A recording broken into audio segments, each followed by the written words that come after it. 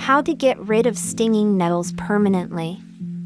Stinging nettles are a common problem in many gardens and can be very painful if you accidentally brush up against them. You can do a few things to get rid of them permanently. Stinging nettles are considered harmful due to their ability to inject toxins when in contact with them.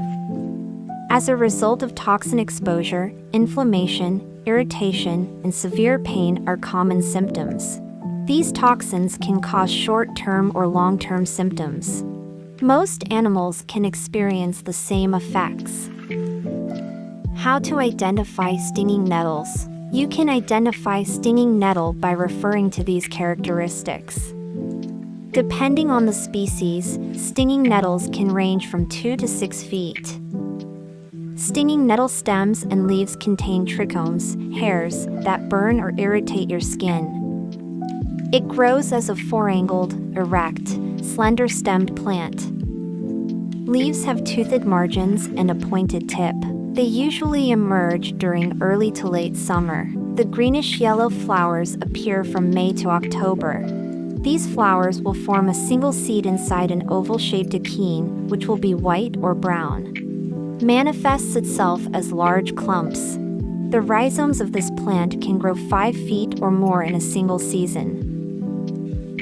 How to get rid of stinging nettles permanently. Is it possible? Stinging nettles spread vigorously but can be easily eliminated with a hoeing tool. You must cut it from the roots by hoeing it just below the surface. It's safe to remove these plants before they start to flower. When stinging nettles mature, the problem becomes much worse. Mature stinging nettle roots can only be permanently removed by removing the entire plant. You can get rid of these weed plants by applying multiple methods. Some of them are discussed below. Cultural eradication. Planting grass prevents nettles from spreading rapidly. To avoid unintentional spread, ensure the equipment is disinfected. You can also use black plastic mulches to solarize the soil and kill the nettles. The best time to lay these sheets is during spring or summer. This method takes a few weeks but will prevent further growth of stinging nettles. Manual removal. Eradicating an entire colony by hand can be difficult and time-consuming. Use a shovel to loosen the soil and pull out the nettles by their roots. You can also use a sharp hoe to chop them down at the base. Be careful while handling these plants, as they can still sting you even when dead. In most cases, periodic trimming of nettles, once or twice a season, helps drastically reduce growth. To prevent rerooting, use a sharp hoe under the surface and flick it so it doesn't grow again. If the foliage is seeding, remove it and compost it. When planting, consider using an organic mulch to smother the nettles. Next, pull all yellow nettle roots from the soil with a fork. Any root left behind will grow back. After a month, you'll see new nettles growing in the areas you missed. To avoid such a situation, continue digging and removing roots. Chemical weed killer control. You can prevent nettles by spraying glyphosate-based weed killers on infected areas by June, shortly before they flower. If they haven't already flowered, a second spray may be necessary for September. Fork out roots that have survived the early spring.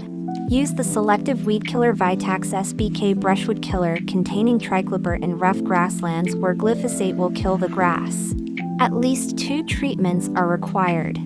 You should carefully read the instructions before using a weed killer. Glyphosate acts on all parts of garden plants, including leaves and other green parts, so avoid overspraying. Use vinegar to kill stinging nettles. Using vinegar as a weed killer is a great organic way to kill stinging nettles. It's inexpensive and has been around for centuries. Acids like vinegar kill plants by drying them out. Depending on what happens, the nettles may regrow from the root. If this is the case, you'll need to keep applying vinegar until the plant dies. To make your weed killer, mix 1 part white vinegar with 2 parts water in a squeeze bottle or garden sprayer. Be sure to use white vinegar because other types won't work either. Compost bin disposal of stinging nettles. Due to their deep roots, stinging nettles make a great addition to compost piles. Plants with deep roots are called dynamic accumulators because they release nutrients from the earth and reach deeper than most other plants. Nettles should be composted or disposed of without their blossoms or seed heads. This will help dispose of these unwanted plants so they don't grow elsewhere. In conclusion, stinging nettles can be challenging to eradicate permanently. You may have to work hours to cut every nettle plant and pull its roots from the ground. The above-listed methods, if tried correctly, can help you get rid of stinging nettles and stop them from rerooting.